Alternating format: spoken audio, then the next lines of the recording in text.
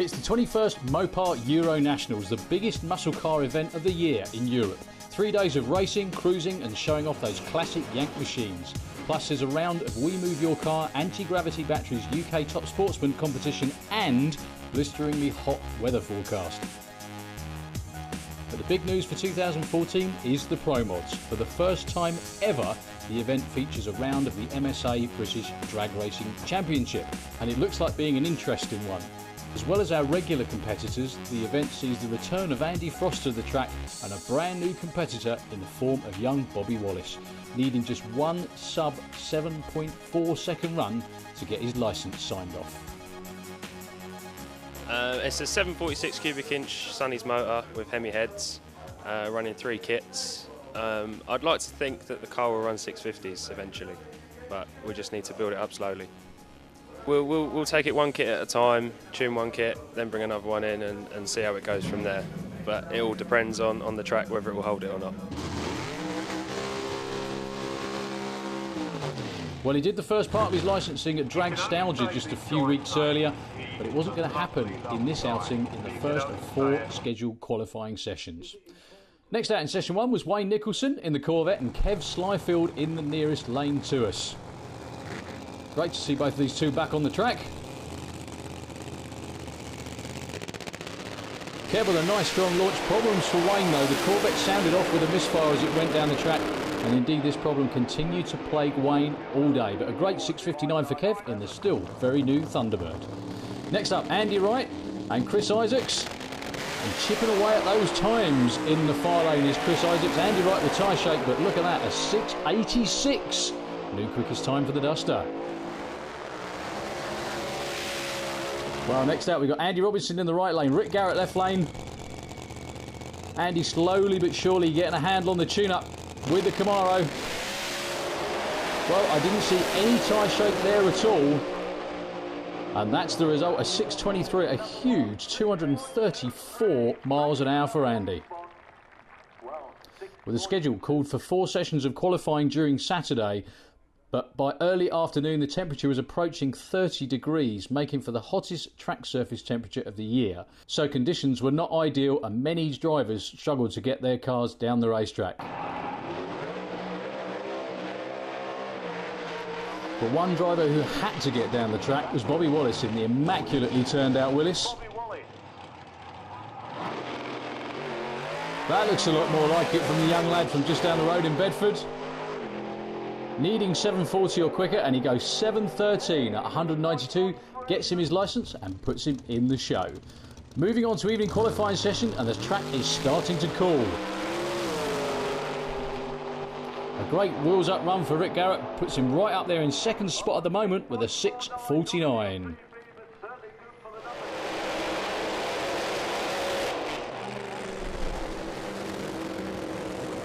So we've got turbo against supercharger this time round. Andy Frost near lane, Kev Slyfield on the far side of the racetrack. Kev's already run a 6.50.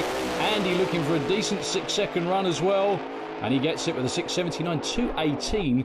Kev with slightly slower before with a 6.94. Well, that rear view camera, trust me, we haven't got a cameraman on there, that is a GoPro. Andy Robinson against Chris Isaacs. Andy Robinson with tyre shake again. He had a quick run earlier today. On and off the throttle, still gets there first though with a 6.77.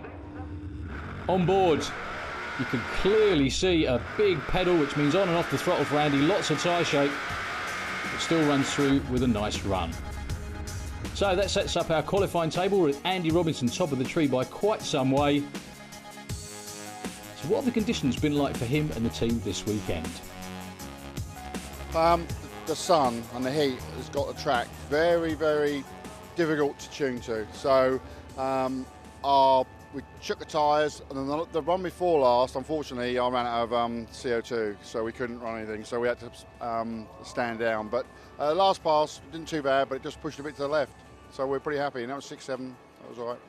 Tomorrow, you know, first round is cooler. That's going to be good. It's going to be like this morning, really, hopefully. So the guys will look after the track. They'll prepare it as best they can, like they always do.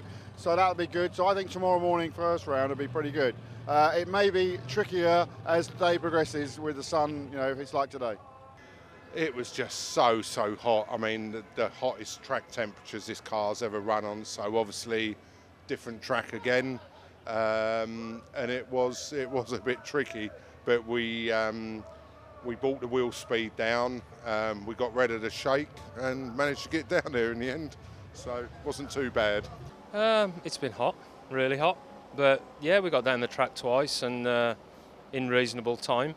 For the conditions anyway, the track was pretty slippery, but yeah, no, we're pretty happy with what we've done. We're on a base tune from the start of the year. When we came out, we didn't race in Pro Mod, so we're still on that base tune. And Shane T, my tuner from California, has been on the computer and he's been chipping away at it, and that's why we went a little bit faster. So we're hoping tomorrow to go a little bit quicker. Well, that sets up our first round pairings, and hopefully, after the rain we've had so far this year, we're going to get a completed event. The weather's really, really hot.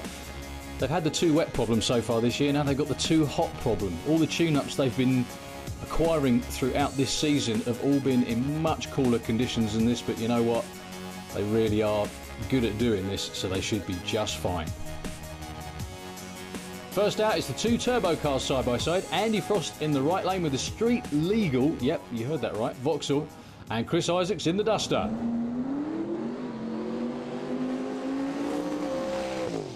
Two nice strong burnouts for both of these cars.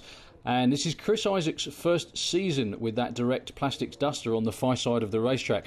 And they have been learning the tune-up. But as Chris openly admits, they've got to tune up for a cooler racetrack and cooler air. When it gets hot, whole new ball game. Andy Frost, just great to see him out in Pro Mod once again.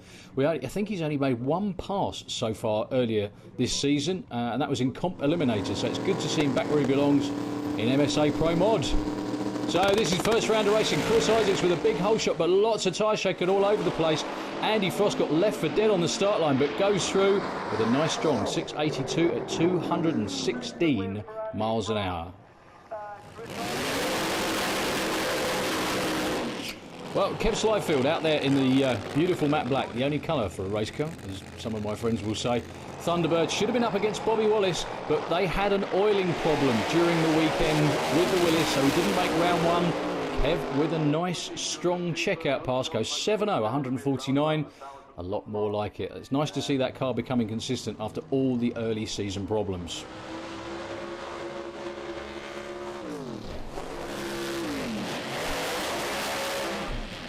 So, supercharged car against nitrous car. Near lane is Rick Garrett with the mega cubic inch Willis. Ran 6.49 in qualifying. Andy Wright didn't have a good time of it, fair to say, with the hot rod on the other side of the racetrack. Couldn't quite get the car to leave without going into tyre shake. Still a tense first round matchup. These two are very, very evenly matched. Both of them are normally in the mid-60s like clockwork.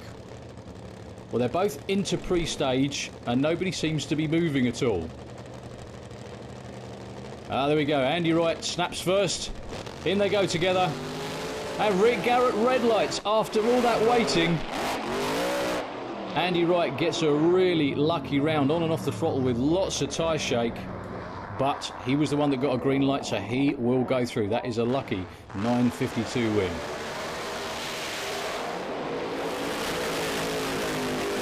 Well, your number one qualifier this weekend, back where he was a few years ago, Andy Gus Robinson with that beautiful 68 Camaro up against Wayne Nicholson. Wayne missed from an event or two this summer. We really have missed him. Good to see him back with the Corvette. Car sounded a little rough, fair to say, during qualifying. They must have some sort of timing issue or something like that with the car, or some sort of ignition problem. Car sounding a little better from round one. But Wayne jumps to start and problems again. Andy Robinson, no mistake at all in the right-hand lane. Takes the win with his quickest run so far in the new car of 6.15, again over 230 miles an hour. So going back to the pairing earlier between Andy Wright and Rick Garrett, what exactly happened in that staging duel between the two of them? I'm not too sure, really. I didn't mean it to be if it was, but at the end of the day, you know, I pulled a red and that was it. It happens. That's drag racing, I'm afraid. So what's your plan from now on in? We're going to tag on the end of them this afternoon, get some testing in, and just try and recover at the European finals. And what about Bobby Wallace as well? We had a nitrous blowback during qualifying yesterday, so we'll go back home, get it stripped down and see what damage is done, if at all, and then come back out of the Euros and see what we can do. So the action at the Mopar Euronats continued with the show and shine and the now legendary burnout competition. And just make sure you look out for the coloured smoke as well.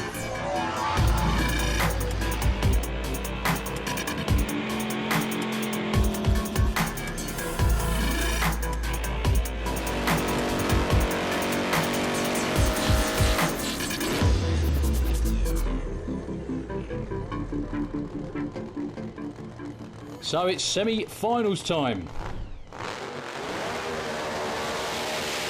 And first out is Andy Robinson against Chris Isaacs. It should have been, if you remember, Andy Frost out here, but a technical infringement unfortunately meant he was disqualified. So Chris Isaacs, being the man in the other lane at the time, was let back into eliminations. So a lot of lucky round wins so far today for quite a few of our drivers.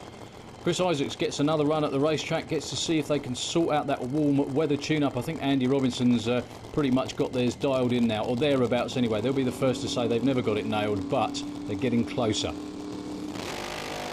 Well, heads up race, Andy Robinson away first and out in front, providing nothing goes wrong. It looks like it will be the Camaro, and indeed it was. Once again, another strong 623, big speed, 236. But Chris Isaacs with a PB on the other side of the racetrack at 669. Unbelievable that Duster was travelling over 212 miles an hour and Andy Robinson still just drove away from him like that. Absolutely incredible. So next pair, any colour you like as long as it's black. Andy with a bit of a skew whiff burnout, I think you would call that. So the tyres heated but not quite as much as he wanted. And up against an ever more consistent Kev Slyfield with the brand new Thunderbird. So for a berth in the final against Andy, Kev double steps it on the line, pulls a red. Andy Wright gets another gift. That's 2 red lights that drivers have pulled against him in eliminations. But what a great run that was from Chris Isaacs. We started off well. We tried to step up a little bit and it took us a few runs to get a handle on what we needed to do. But the last pass, it's the first time we've actually been up through first gear properly without getting tyre shake. We've been putting more and more power into the car, and it's quite straightforward with these cars to run, say, a mid to low 7, but once you start trying to push it harder, you need to get your wheel speed up and get that right, but you need to make a bit of a step so that you don't run out of wheel speed and the track grabs hold of the tyre and you shake. And the last run, we've actually got enough horsepower in it that it's carrying it up through low and second gear now, so we're starting to get somewhere. So what's next on the programme then for the car? Really, we're still running pretty low boost and pretty low RPM, so now we're getting a handle on what we need to do to get it off of the start line and what adjustments make what differences to us. Hopefully we can start working on it a little bit more RPM down track, a little bit more boost down track. 60 foot to starting to get to where we want them to be. So now we can start working on the further down track stuff. Well, we're back on the track and the Mopars are giving it all they've got. This is Kirsten van Kroonenberg in the blown Susie Q.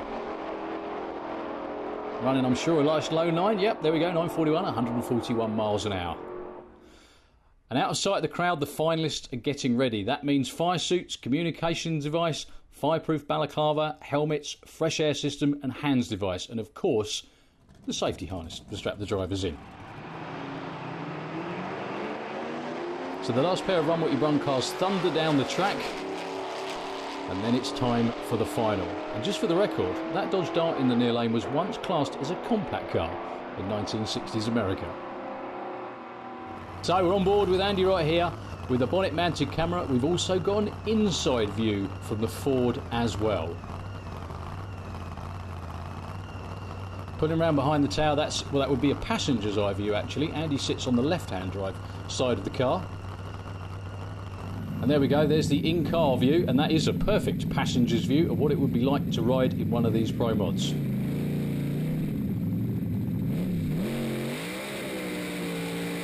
See Andy doing the tyre warmer there, pushing forward on the brake. The reason he pushes forward on the brake as well, it's not too much of a secret, I don't think. It's to try and engage the rear brakes a little bit, get them a little bit warmer, because carbon brakes take a bit of heating up, even in this sort of temperature. Nice strong butt out for Andy Robinson as well, as they back up for the first final round in MSA Pro Mod of the year. Finally, we're going to get it done. The sun's shone all weekend at the Mopars. It's been a great event.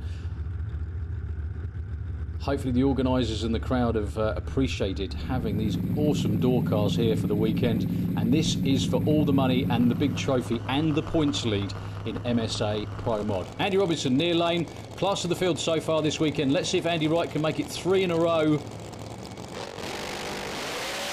Well, not by the look of it, they're away together, and Andy Robinson is out in front once again. Looks like he's going to take the win.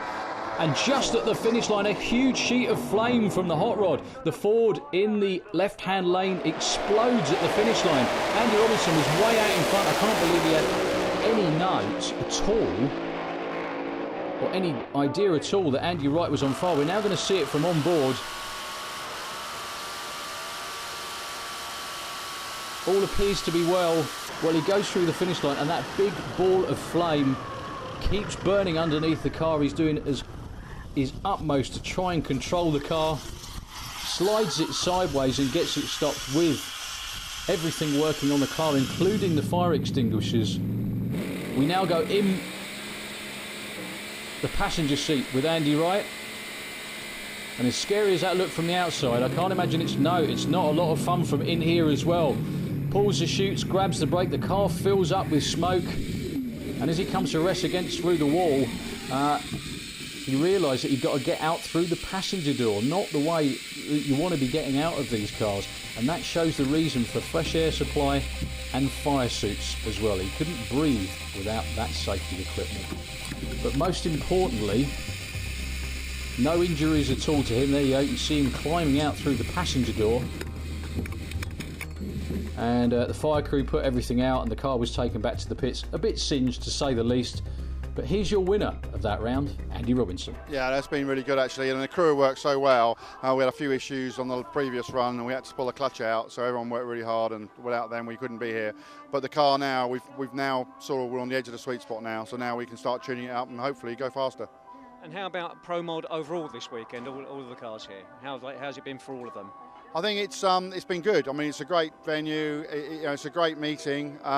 Andy and Bert have had a bit of an issue with their car. They managed to fireball it through the top end in that final. Andy's okay, and obviously, he's a good friend of mine, and we all worry about stuff, but he's good. And I think everyone else had a great time.